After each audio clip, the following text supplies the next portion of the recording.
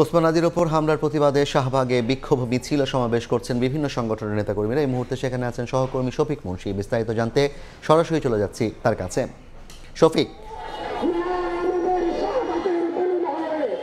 জুলাই অভ্যুত্থানের অন্যতম নায়ক এবং ইনকিলাব মঞ্চের আহ্বায়ক, ঢাকা ৮ আসনের সংসদ সদস্য পদপ্রার্থী শরীফ ওসমান মোহাম্মদ হাদির উপর যে হামলা, সেই হামলার ঘটনায় কিন্তু বিক্ষোভ জানিয়ে জুলাই অভ্যুত্থানে নেতৃত্ব দানকারী বিভিন্ন সংগঠনের নেতাকর্মীরা এই শাহবাগ জাদুঘরের সামনে বিক্ষোভে অংশ নিয়েছে এবং তারা এই বিক্ষোভ থেকে দ্রুত এই ধরনের নৃশংস ঘটনার আইনি পদক্ষেপ সরকারের কাছে কামনা করেছে। তারা বলেছে যে ওসমান হাদির উপর যারা হামলা করেছে তাদেরকে অতি দ্রুত যেন গ্রেপ্তার করা হয়।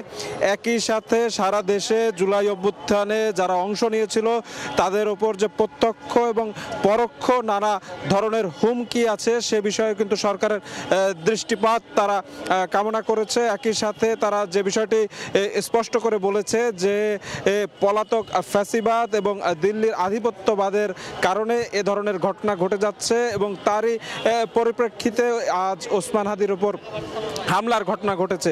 আমরা জানি যে আজ দুপুরে কিন্তু ওসমান হাদির উপর হামলার ঘটনা ঘটে এবং তারপর তিনি এখন ঢাকা মেডিকেল কলেজ হাসপাতালে রয়েছেন চিকিৎসাধীন। তার দ্রুত আরোগ্য কামনায় কিন্তু আজ বাদ মাগরিব অর্থাৎ সন্ধ্যায় সারা দেশের মসজিদগুলোতে দোয়ার আয়োজন করার জন্য অনুরোধ জানিয়েছে এই জুলাই অভ্যুত্থানে নেতৃত্ব দানকারী বিভিন্ন সংগঠনের নেতারা। তারা বেলা 4:30 থেকে এই শাহবাগ মোড়ে প্রথমে অবস্থান নেয় এবং তারপর এই জাদুঘরের সামনে তাদের বিক্ষোভ সমাবেশ শুরু করে এবং তারা কিন্তু যে বিষয়টি খুব স্পষ্ট বার্তা দিচ্ছে সরকারের প্রতি যে ওসমান হাদির উপর হামলাকারী যেই হোক না কেন তাকে অতি দ্রুত গ্রেফতার করতে হবে এবং আগামী দিনে বাংলাদেশের সুষ্ঠু নির্বাচনের জন্য জুলাই অভ্যুত্থানে অংশ নেওয়া সকলকে পরিপূর্ণ নিরাপত্তা প্রদান করতে হবে। তো এই ছিল আমার কাছে শাহবাগ থেকে বিক্ষোভ সমাবেশের সর্বশেষ।